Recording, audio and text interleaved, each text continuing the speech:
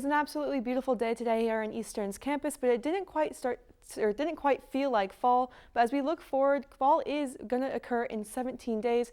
On September 22nd, that'll be the fall equinox, and hopefully we'll start to see those temperatures begin to cool down. But first, today we saw highs reaching the mid to upper 80s, high of 86 degrees here in Charleston, although we did get up to 90 over in Terre Haute and even 95 down in Robinson. But now looking at our current conditions, we are seeing those temperatures begin to drop down just a little bit, still sticking around in the 80s though. We are seeing rain begin to fall over in Danville, but that rain will begin to persist as we move overnight tonight, although it will only be isolated rain showers as we move throughout the night. We're also going to see temperatures begin to drop down with a low of 62 degrees overnight tonight, and that is partly due to the winds that are blowing out of the northwest at 5 to 10 miles per hour, blowing that colder air in and cooling off our temperatures.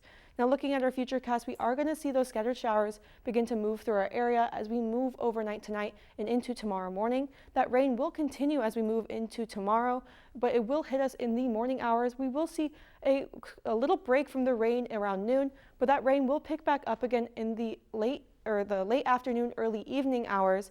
Our high tomorrow will not quite reach the 80s, so we will see a slight cool down with a high of 79 degrees tomorrow, and that slight cool down is partly due to those winds blowing out of the north at 5 to 10 miles per hour, sometimes reaching up to 15 miles per hour.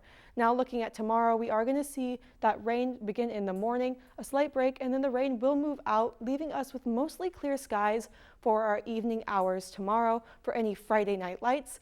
As we look at Saturday though, we are going to see our EIU team play against Indiana State. Around kickoff, we're going to see temperatures around 63 degrees under clear skies, and then it's going to continue to cool down as we make it to halftime with temperatures around 60 degrees, eventually reaching the 50s by the end of the game, once again due to these northern winds blowing out at 5 to 10 miles per hour. Looking forward to the next couple days, we are going to see a slight warm up as we move out of the weekend with a high of 78 degrees on Sunday under clear skies. Eventually by Monday, we will reach the 80s again with a high of 88 degrees under clear skies. Now, this roller coaster of temperatures is partly due to our upper level jet stream. You'll see here that we are under a slight trough of colder air on Friday, which is bringing that colder temperatures down into our area. And as we move into Saturday, that trough will develop and bring down even cooler temperatures, getting us down into those lower 70s. But by the time we make it to Sunday, that trough will have moved on and we'll have a ridge of warmer air that'll start to warm us up as we look forward. Now, we are going to continue to be above average for the next 6 to 10 days. That average for this time of year is typically in the mid-80s for September. And as we take a look at our 7-day, we're definitely going to see temperatures above the mid-80s. But first, we have to enjoy this weekend with these fall-like temperatures. A high of 71 degrees on Saturday, eventually warming up to a high of 78 on Sunday. And then that warm-up is going to begin on Monday with a high of 88 degrees, eventually reaching the 90s by Tuesday. And then we're going to continue to warm up as we make it past mid-work week with a high of 95 degrees on Thursday.